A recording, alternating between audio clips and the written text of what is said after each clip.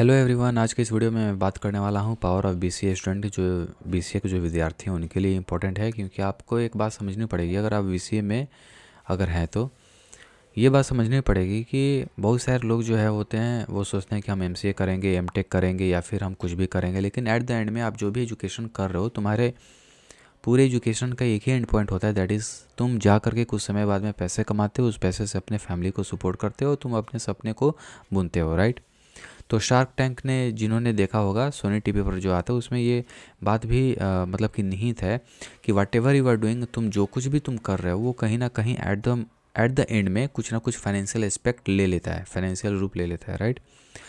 सो मेरे पास में मतलब कि 2 से 3 कॉल आया कि बीसीए बच्चों को मतलब कि किस तरीके से करना चाहिए। तो सबसे पहले तुम एक बात देखो कि बीसीए भी आपका ग्रेजुएशन लेवल पर होता है और जो बीटेक होता है वो भी ग्रेजुएशन लेवल पर होता है। सबसे पहली बात यह है कि आपको सबसे पहले अपने आप को अंडरएस्टिमेट नहीं करना है कि सामने वाला आईआईटी में है, सामने वाला एनआईटी में है, एक्चुअल में डिफरेंस क्या होती है।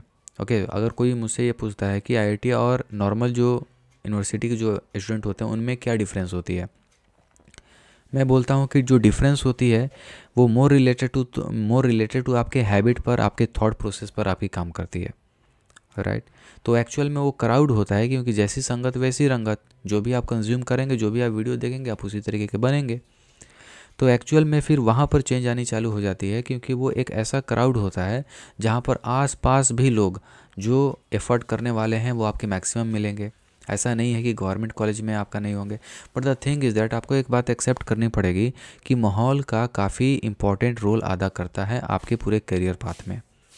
सो उस माहौल को ग्रैब करने का जो एक यू कैन से दैट जो जॉब होता है वो आपकी वो जिम्मेदारी होती है, यानी कि एक विद्यार्थी की ही जिम्मेदारी होती है कि वो एक अच्छे माहौल में जाए, राइट। अच्छे जो अपना जो फ्रेंड हैं वो मतलब कि अच्छे एक फ्रेंड मतलब कि बना पाए, राइट। सो बात यही आ रही थी कि अगर आप बीसीए में हैं तो किस तरीके से आप इसको यूटिलाइज़ कर अच्छे से आप कर पाते हैं, अच्छे से आप कर पाएंगे, ठीक है। सबसे पहली बात यह है कि कंप्यूटर साइंस एक ऐसा फील्ड है जहाँ पर कोई ये चीज़ आपसे कोई कभी नहीं पूछेगा कि आपने बीसीए करा है, बीटेक करा है, कुछ नहीं। आपको काम आता है, बस इतना काफ़ी है। अब वही चीज़ के बारे में अब आपको धीरे धीरे ना छोटे छोटे में आपको देखना पड़ेगा, राइट, कि एक्चुअल में आखिर कौन सी ऐसी वजह है जहाँ पर जो बहुत सारी जो अच्छी अच्छी कंपनियां वो आईआईटी और एनआईटी को प्रेफर करती हैं, बिकॉज एक ट्रस्ट भी बना रहता है, ठीक है ना। और सबसे बड़ी बात होती है दैट इज़ नथिंग बट जो आपके एलुमनाई होते हैं, जो आपके सीनियर होते हैं, वो भी एक अच्छे अच्छे प्लेस पे आपके प्लेस रहते हैं, तो इसके हिसाब से उसमें कंपनियां ज़्यादा आती हैं। बट ये आपकी हाफ स्टोरी है। फुल स्टोरी ये है कि जब आप किसी भी कंपटीशन की तैयारी करते हैं, अगर मैं बात करूं आईआईटी जेईई की, तो आईआईटी जेईई में जी जान लगा करके जो बंदे मेहनत करते हैं उनके अंदर एक टेम्परामेंट डेवलप होता है। उस टेम्परामेंट की वजह से वो उस लेवल की एफर्ट लगा पाते हैं। तो सबसे पहले आपको एक बात समझनी पड़ेगी कि लाइफ में आपके कोई भी चीज़ फ्री ऑफ कॉस्ट आपका नहीं है। हर चीज़ में आपका प्राइस लगता है, हर चीज़ में आपको प्राइस जो है वो आपको देना पड़ेगा और इसी के हिसाब से आपको मेहनत भी करना पड़ेगा।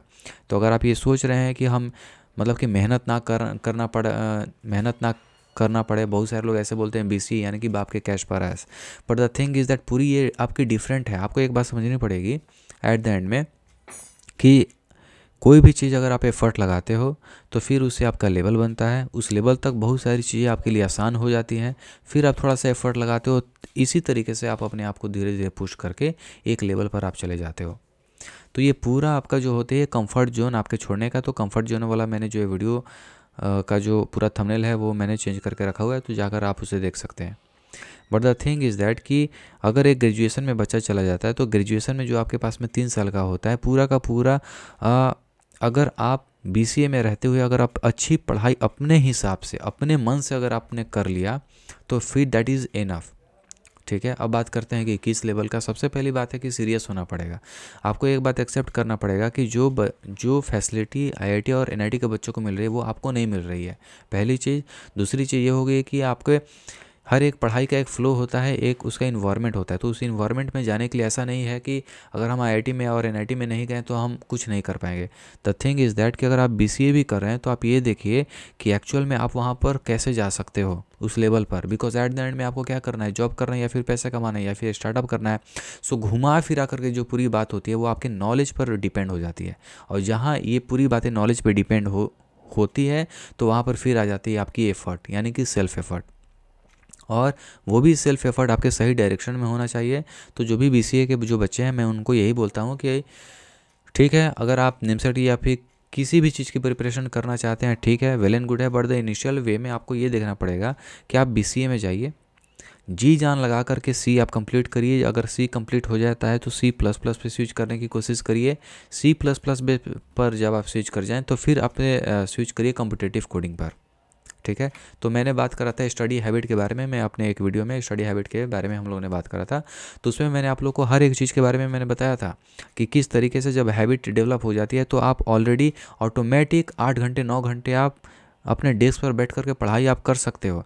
तो मतलब कि पूरी तरीके से हैबिट ही वो आपको खींचने का काम चालू कर देती है, राइट। तो वो हैबिट आपको अपने अंदर डेवलप करना पड़ेगा। और एक बात आपको लिख करके रख लेना चाहिए कि एवरीथिंग हैज़ अ प्राइस। हर चीज़ का कुछ ना कुछ प्राइस होता है, वो आपको पे करना पड़ेगा। जैसे आप किराने स्टोर पे जाते हैं और कोई आपको बिस्कुट परचेज़ करना है, राइट, तो आप क्या करते हैं, 10 रुपये देते हैं। ठीक उसी तरीके से इस नॉलेज को, क्योंकि आपके जो नॉलेज है उस नॉलेज से आप कर्म कर रहे हो, उसी कर्म से आपको पैसा मिल रहा है एट द एंड में।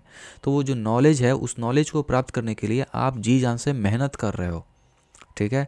और उसी में आपका होता है कष्ट। तो अगर जिन लोगों ने साइंस ऑफ कष्ट, राइट, यानी कि जो मैंने एक घंटे के आसपास का जो वीडियो है वो आपके पूरी तरीके से दिमाग मतलब कि खोल देगा कि रियलिटी आखिर किस तरीके से खास करके स्टडी में काम करती है। तो अकॉर्डिंग टू भगवद गीता आपके कर्म आपके 3 तरीके के होते हैं।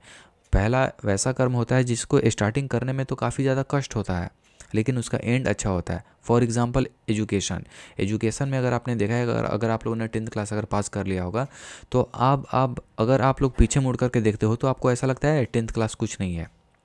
तो ये आपका एक कैटेगरी में आ जाता है। और इस टाइप के जो कैटेगरी के जो वर्क होते हैं उनका जो फल होता है वो मतलब कि तुरंत मिल जाता है। और जो दूसरी कैटेगरी होता है मतलब कि स्टार्टिंग में तो आपके एकदम पूरा मतलब कि चिल रहेगा, लेकिन उसका एंड जो अब होता है तो वो मतलब कि काफ़ी दुखपूर्ण होता है।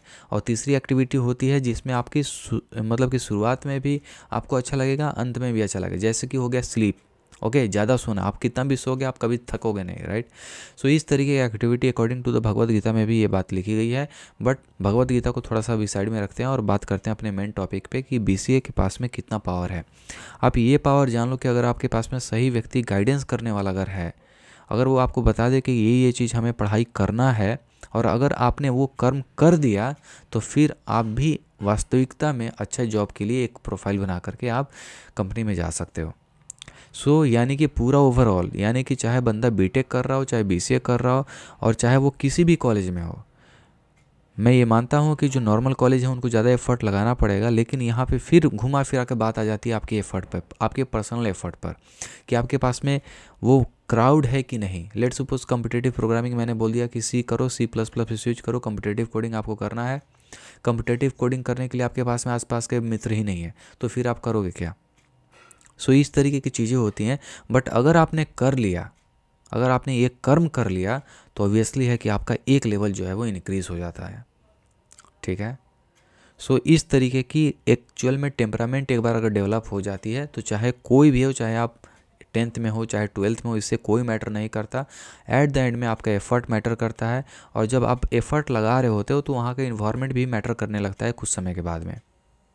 इसीलिए अगर मैं आईआईटी अगर एनआईटी के बारे में बात करूँ तो उनमें कुछ ज़्यादा डिफरेंस नहीं होता है, ठीक है ना। अभी इंसान हो वो भी इंसान है, every man has equal number of neurons and this is a fact. But the thing is that उनके जो एफर्ट में उनको एक सहूलियत मिलता है, उनको एक अपॉर्चुनिटी मिलता है, वो आपको नहीं मिलता है। तो अगर आप बीसीए में हैं तो बीसीए की ताकत को आप कम मत समझिए।